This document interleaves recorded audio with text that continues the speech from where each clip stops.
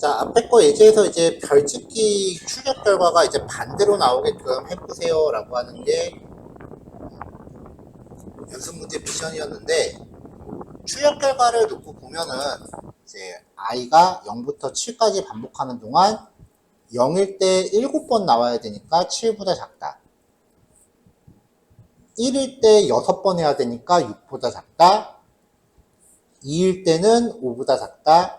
3일 때는 4보다 작다. 뭐 이런 식으로 이제 들어가는 거니까 i가 n이라면, 지금 여기 보면은 i 값에 따라서 i가 증가할 때마다 얘가 하나씩 감소하는 거잖아요.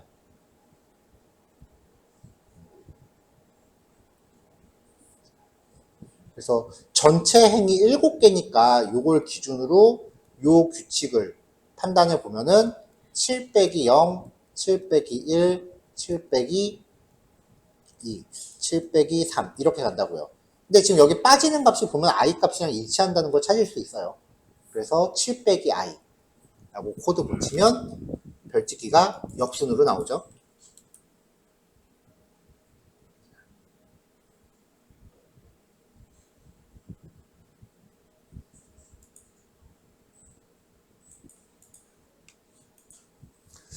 자, 다음 얘기 넘어갑시다. 이건 이제 변수의 스코프 관련된 이야기인데요. 익히 알고 있는 규칙이죠. 선언된 위치를 기준으로 블록 밖에서 넘어갈 수 없다. 이 코드는 지금 에러가 있는 상태이기 때문에 실행이 안 돼요. 빨간 줄 가 있죠. 이 num이라는 변수가 실행된 게 요 if문 블록 아니기 때문에 if문 블록을 빠져나오면은 얘가 인식이 안 된다라는 거예요. 좀 더 정확하게는 우리가 메모리 공간이 있을 때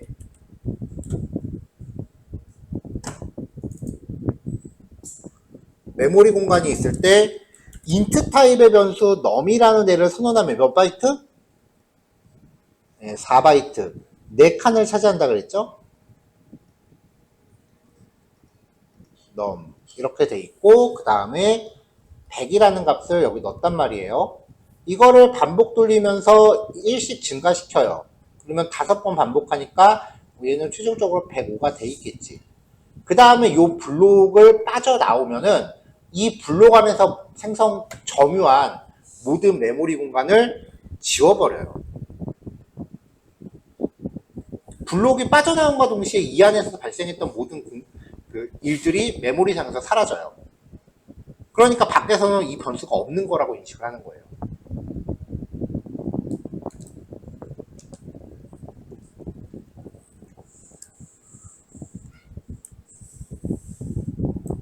좀 더 정확하게 이야기를 하면은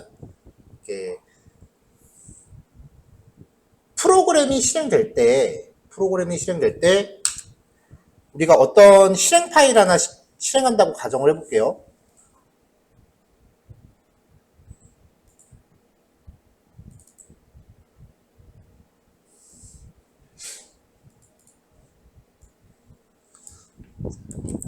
윈도우에선 실행 파일이 이제 요거니까 exe니까 확장자가요. 얘를 내가 실행하고 싶어서 더블 클릭을 한다라고 하면 얘가 지금 파일 용량이 한 4000KB 한 4메가 정도 되는 거잖아요. 이 파일을 통째로 메모리에 복사를 해요. 이 파일을. 그러니까 메모리에 일단 4메가 정도가 올라가는 거야. 여러분들이 사진을 보겠다라고 사진 파일을 더블 클릭하는 순간 그 파일이 램카드에 복사가 되는 거예요. 하드디스크에서 읽는 게 아니야.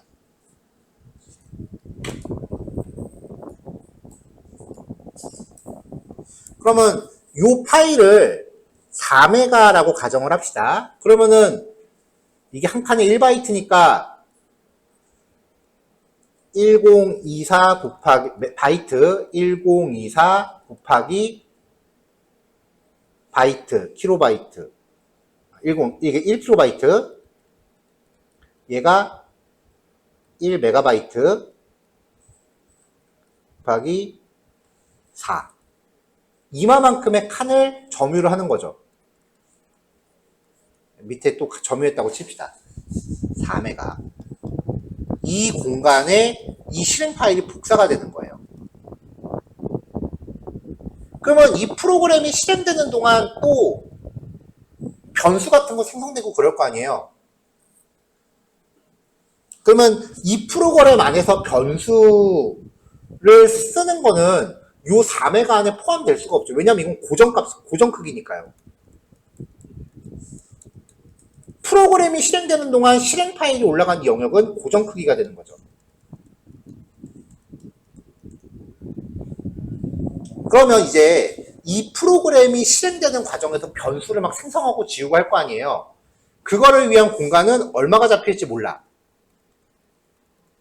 계속 변수를 만들었다 지웠다 만들었다 지웠다 하니까요. 그래서 이쪽은 가변 크기가 돼요. 그러니까 변수가 생성될 영역인 거죠.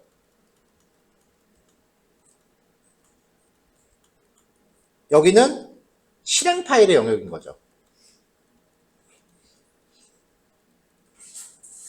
이렇게 똑같은 램카드에 칸이 얼마나 많겠어. 16기가나 됐는데 32기가짜리도 있고 컴퓨터에 램카드 100기가 넘어가게 꽂는 사람도 있다고요. 그 많은 칸수 중에서 4메가 정도의 칸을 점유하는데 이거는 실행 파일 자체가 다이어트를 할 수는 없으니까 얘는 고정 크기인 거고, 그 다음에 변수가 생성되거나 아니면은 함수가 호출되거나 그러는 영역은 이 블록을 만나면은 그 블록 안에서 사용된 변수들은 블록이 끝난과 동시에 다 없어진다고요, 메모리에서. 그러니까 여기는 생겼다 지웠다 생겼다 지웠다를 반복하는 거죠. 여기는 요 블록 영역 안은 이제 그 블록 안에서 또 다른 블록을 만난다. 그러면 그 블록을 위한 공간을 이렇게 또 딴 데서 잡아요. 그리고 블록이 끝나면 여기를 통째로 지워버리는 거야. 블록에 관련된 공간을.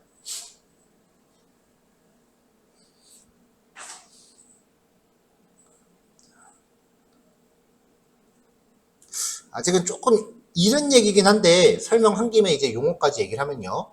자, 실행 파일이 올라가서 프로그램이 실행되는 동안 항상 고정적인 값으로 점유되고 있는 이 공간을요. 스택 메모리라고 부르고요. 그 다음에 변수가 생성됐다 지워졌다 하면서 가변적으로 구성되는 영역을 힙 메모리라고 합니다.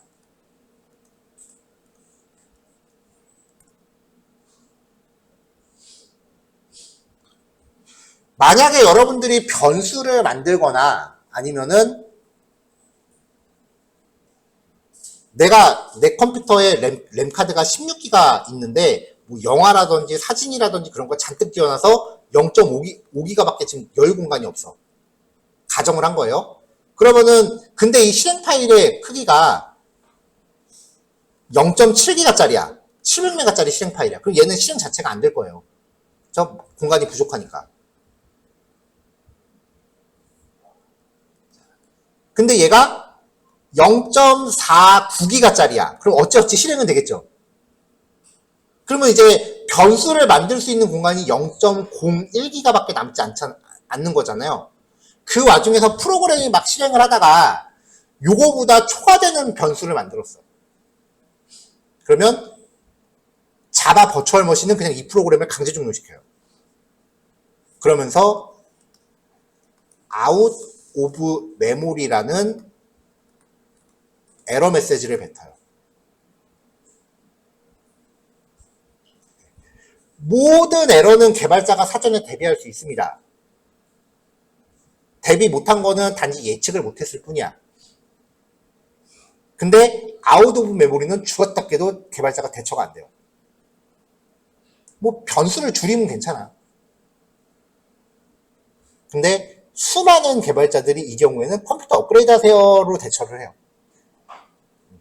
그런 거 제일 잘하는 애들이 게임 개발자들.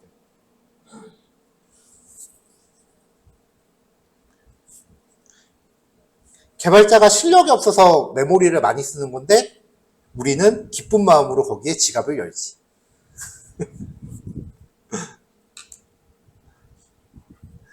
스택 메모리하고 힙 메모리라는 거는 그 기억을 좀 해주세요. 나중에 얘기가 나올 때가 있을 거예요. 왜냐면은 이 메모리 얘기를 할 시점이 없어서 자바스크립트 클래스에서 얘기를 못한 게 하나 있어요. 정적 메모리라고 해서 스테이틱이라고 하는 거를 얘기를 못했어요. 자바에도 있는 개념이라서 나중에 자바에서 같이 설명을 하려고 해요.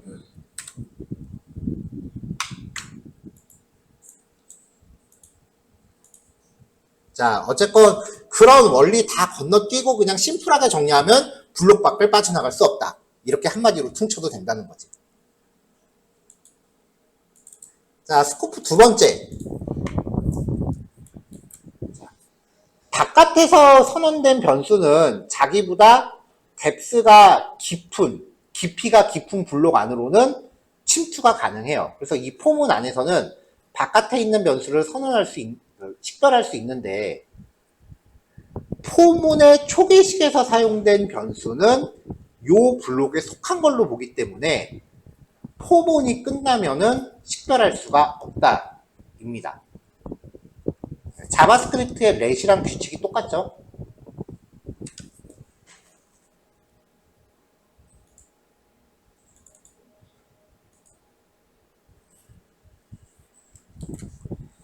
자, 타겟이라는 변수가 있는데 이 변수는 if문에서도 식별할 수 있고 if문 안에서도 얼마든지 쓸 수 있어요. 왜냐면 바깥에서 만들어진 거니까 문제 없죠? 근데 우리가 변수에 대해서 처음 얘기를 할 때 중복 선언할 수 없다라고 배웠거든요. 그러니까 여기 밑에서 int 타입의 타겟은 100 이렇게 선언하면 200 이렇게 만들면 중복 선언이 되니까 벌써 에러예요.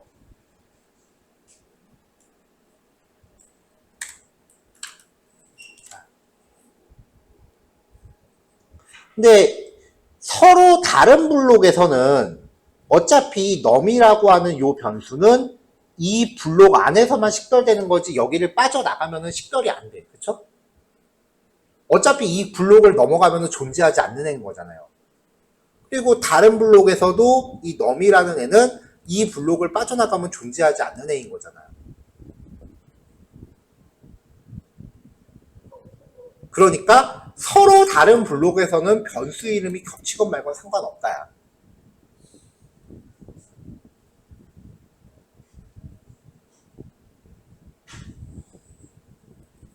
됐죠? 여기까지가 이제 일반적인 케이스고요. 자바스크립트에서도 여기까지만 설명했죠. 설명 안 했던 내용을 하나 더 소개를 해볼게요.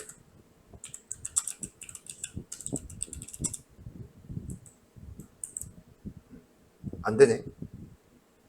오케이. 이건 넘어갑시다. C에서 됐던 것 같은데. 블록 안에서 똑같은 변수를 하나 더 선언하면 바깥에 무시되거든요. 지금 보니까 자바는 이거 안 된다. 그래, 이게 정상이지. C는 돼, 이게.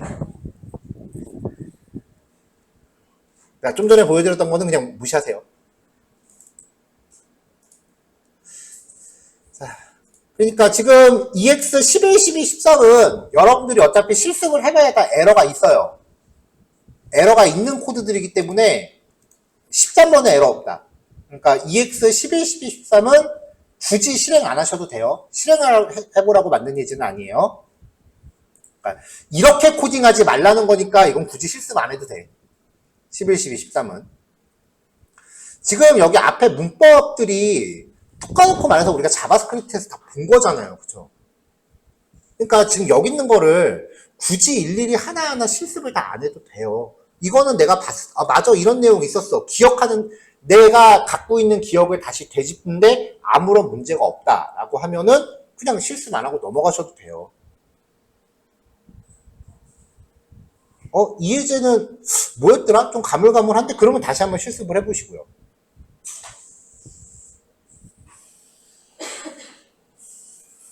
한번 곰곰이 생각을 해보세요. 여기서 내가 실습을 하는 게 모르는 거를 확인하기 위해서 실습을 하는 건지 아니면은 실습한 코드를 그냥 단순히 수집하는 건지. 몇몇 분이 지금 거의 실습을 거의 수집하다시피 지금 하고 있는 것 같아서 그래서 높아심이 하는 얘기예요. 중고등학교 때도 그렇게 공부하는 친구 있어. 공부하려고 필기라는 게 아니라 필기하려고 공부하는 애들이 있어. 노트 정리에 사활을 거는 애들.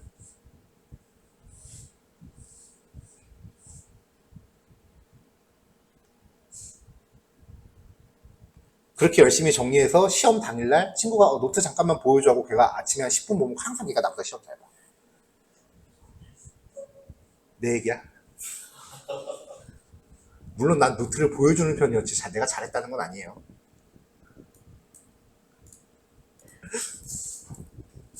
자, 요번에 이제 무한루프입니다. 반복문이 끝나지 않는 케이스라 그랬죠? 무한루프의 가장 대표적인 케이스는 요거예요.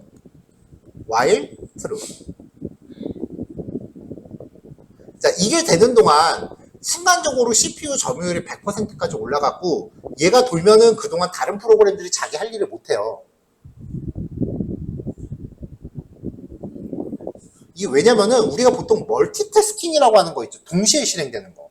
그게 원리가 사실은 진짜 동시에 실행되는 게 아니라 CPU가 겁나 빠르게 요거 했다 저거 했다 요거 했다 저거 했다 그러는 거야. 근데 하나가 지 혼자 CPU를 100%를 다 독점해버리면 다른 작업이 전혀 끼어들 여지가 없는 거예요.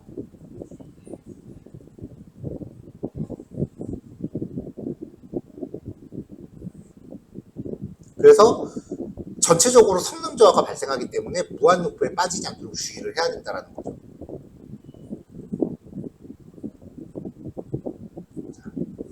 자, 이렇게 해서 이제 실행을 하면은 얘가 이 넘값이 순식간에 주르륵 하고 올라갈 거 아니에요. 그쵸? 이렇게. 자바스크립트는 노드.js 상에서 실행했으니까, 그 코드러너로 실행을 했으니까 마우스 우클릭하면은 그 스탑, 그 런 코드 그 메뉴가 있었거든요. 얘는 지금 명령 프롬프트에서 실행하는 거라서 마우스 우클릭해봐야 아무것도 안 나와. 컨트롤 C. 명령 프롬프트, 지금 여기 나오는 이 출력창이 명령 프롬프트예요. 이게 단축키는 컨트롤 물결이에요. 컨트롤 역다운표.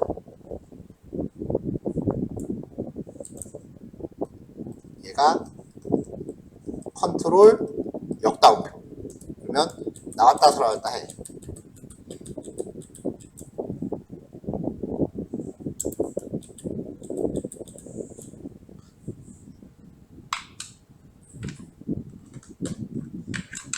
근데 얘가 가끔 단축키 안 먹을 때가 있어요. 키보드 상태가 한글이라서 그래. 윈도우는 근데 그게 복불복이거든요. 한글일 때도 될 때가 있어. 근데 맥은 무조건이야. 맥은 키보드 상태가 한글이면 아예 역다운표가 입력이 안 돼요. 엄청 짜증나고.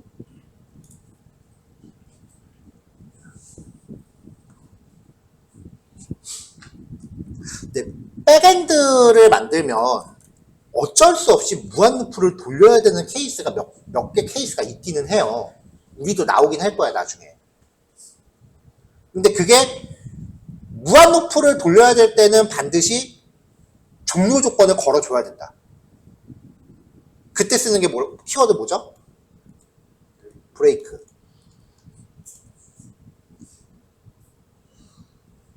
근데 진짜 통신을 위한 프로그램 만들 때 예를 들면 게임 서버나 채팅 서버 같은 거 만들 때 웹 서버는 아니고 그거는 서버라는 애는 접속을 당하는 애라 그랬죠. 근데 그러면 사용자가 나한테 언제 접속할지 예상을 못 하잖아. 그러니까 걔는 계속 무한루프로 접속 대기를 타야 돼. 걔는 어쩔 수 없이 무한루프가 들어가요. 그러면 CPU 점유율이 100%까지 올라가기 때문에 다른 프로그램 못 쓰지 않습니까? 그래서 중간중간에 일부러 렉을 걸어요.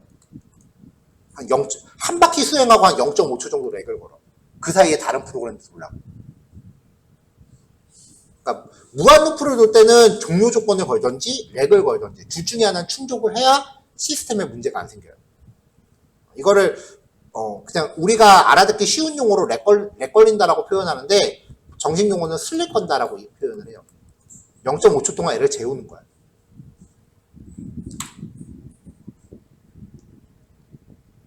실제로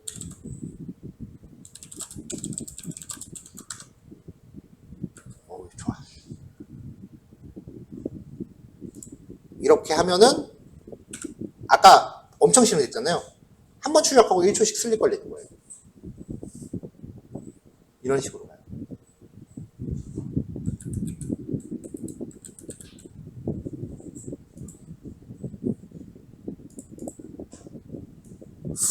SQL 코드를 제시했대.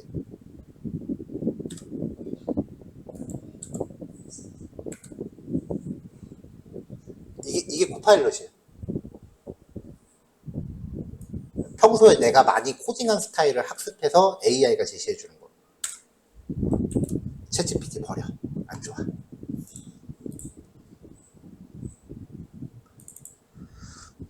자, 무한루프 두 번째 케이스.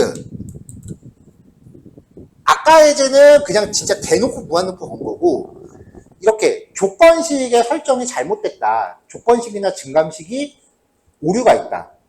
이렇게 되면은 이거는 개발자가 뭔가 실수를 한 거죠. 10보다 작다인데 점점 작아지잖아요.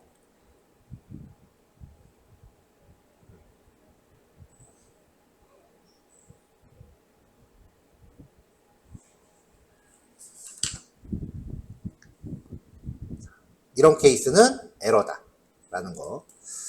잠깐만요. 요거 하나만 확인 좀 해봅시다. 잠시만요.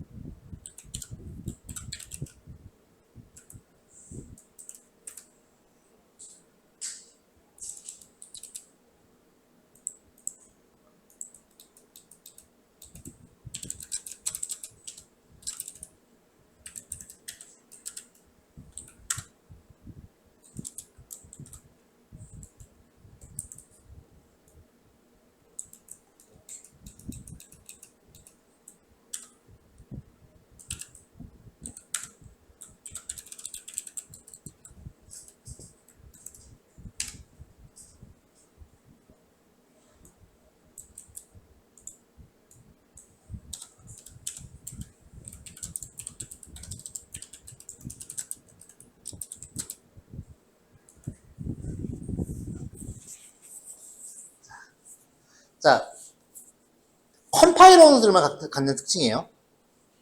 자, 자바에서 인트 변수는 몇이야? 1, 10, 100, 1000만, 10만, 100만, 1000만, 억, 10억. 대충 한 21억 정도 값부터 요 정도 값 사이의 범위를 가질 수 있다. 이게 인트가 표현할 수 있는 값의 범위야. 그래서 제가 a라는 변수에다가 인트가 가질 수 있는 최대한의 값을 걸었어요.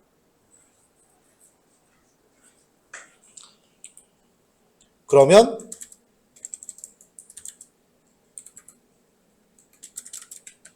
이거는 몇일까?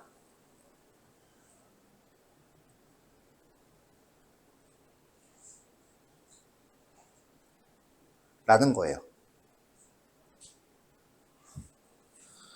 자, 더 나아가서 while int a는 1 while a가 이것도 지금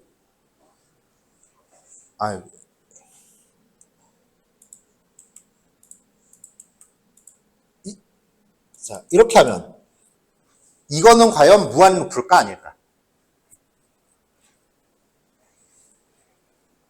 편의상 수업에서 가르칠 때는 이거 그냥 무한 루프라고 표현을 해요, 그냥. 왜냐면은 1, a가 1보다 크다. 조건 맞죠? 0보다 크다니까. 그래서 반복하면 a가 점점 커져. 0에서 점점 멀어지잖아. 근데 얘는 컴파일러에선 무한 루프가 아니에요. 인터프리터에선 모르겠지만. 자바스크립트랑 파이썬은 데이터 타입이 없다 그랬잖아요. 그러니까 변수를 받으면은 처음에는 그냥 일반 정수인지 알고 있다가 이걸 넘어가면은 자바스크립트는 이거보다 표현 범위가 더 큰 변수로 자동으로 바뀌어. 그러니까 자바스크립트는 계속 커져.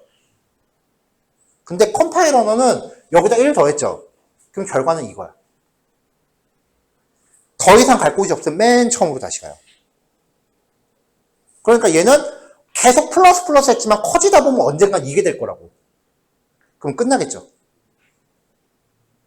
그러니까 컴파일 언어랑 그 인터프리터 언어는 차이가 은근히 많아요. 이런 거에서.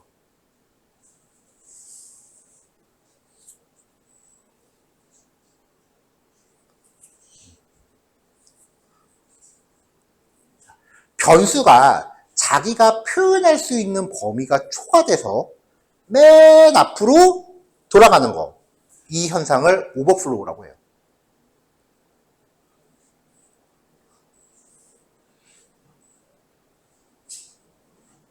그래서 보통 오버플로우가 발생하면은 데이터 타입을 키워야 되는 거예요.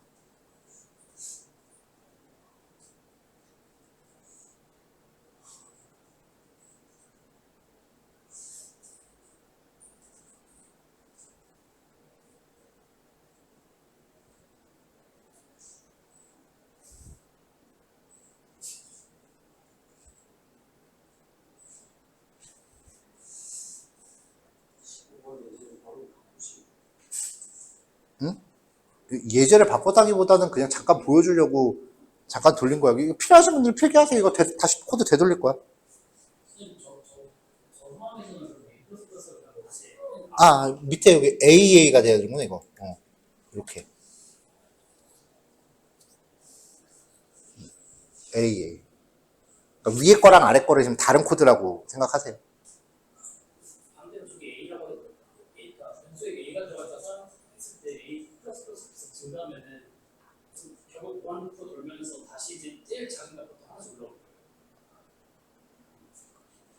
제일 작은 값 들어가면은 조건은 마이너스잖아, 벌써. 그러니까 0보다 작으니까 끝나지. 그러니까 저거는 무한루프가 아니야. 실제로. 밑에 거는 실행하기 좀 무서우니까. 이렇게 나오잖아, 결과가.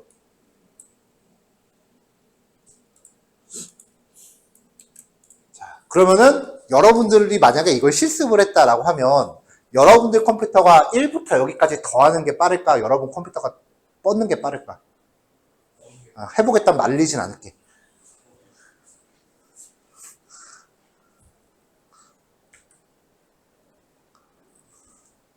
얘가 그렇게 막 빨리, 그 컴퓨터가 그렇게 빠르진 않아. 저렇게 숫자 카운트하기 시작하고 언제 저기까지 더하겠어. 한참 하다 보면 이제 비주얼 스튜디오 코드가 이제 화면이 허옇게 뜰 거야. 프로그램이 응답이 없습니다. 그러면서.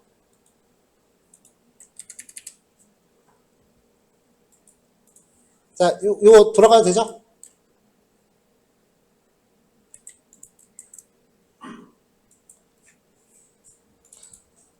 자, 그래서 이제 반복문이 종류 조건이 그렇게 딱 떨어지지 않는다라고 하면 이제 브레이크나 컨티뉴 같은 키워드를 써서 중간에 반복문을 강제로 중단시키는 조건을 넣어줘야 된다는 거죠. 반복을 몇 번 해야 될지 가늠할 수 없을 때 의도적으로 무한루프를 수행시키는데 이 경우 특정 조건이 충족되면 반복을 중단하도록 할 수 있다. 자, times라는 변수는 계속 2배씩 증가해요. 자, 2의 배수씩 쭉 커지는데 자, 이게 500보다 커지려면 몇 번 곱해야 돼? 뭐 이거를 잘 모르겠으면 이제 이런 식으로 조건을 짜는 거죠. 그렇게 암산으로 하지 마, 무한하게. 모를 거라고 생각했는데. 자, times가 1로 시작하는데 얘가 계속 2씩 증가를 해요. 근데 이게 반복이 되는 동안 지금 반복 횟수를 카운트하는 변수를 준비했잖아요. 이게 몇 번 만에 끝나는지를 알아보려고 한 거야. 그래서 만약에 times가 500보다 커지면 브레이크라고 하면 그 시점에서 반복을 강제로 종료한다는 거죠. 이런 조건이 없다면 이 무한루프는 함부로 걸면 안 된다. 전에도 말했지만 이거는 다른 방법으로도 얼마든지 풀 수 있어요. 그냥 브레이크 키워드의 기능에 대해서 얘기를 한 거예요. 자, 총 9번 수행했대요.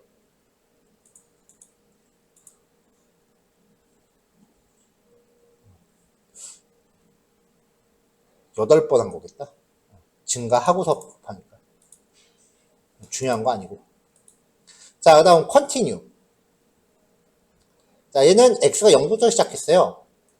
반복 돌았어. 10보다 작대. 증가해.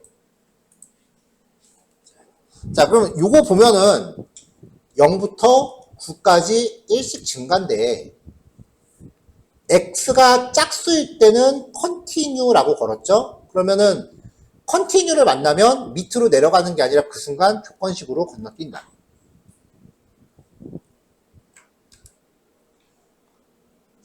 근데 여기서 지금 내가 짝수만 출력하고 싶었다면 이렇게 컨티뉴를 활용할 수도 있는데 이거는 컨티뉴의 기능을 알려주려고 한 거지. 보통은 그냥 그럼 아예 이풍을 해서 홀수만 출력해라. 이렇게 해버리던지 아니면 우리 연습 문제처럼 y를 1부터 시작해서 얘를 그냥 2씩 건너뛰기 하던지 그게 더 간단하잖아요. 그러니까 그냥 continue라는 키워드의 기능만 캐치하세요. 자, 포문에서는 continue를 만나면 증감식으로 가요. 조건식으로 가는 거 아니야. while문은 괄호 안에 조건식밖에 없으니까 조건식으로 가지만 포문에서의 continue는 증감식으로 갑니다.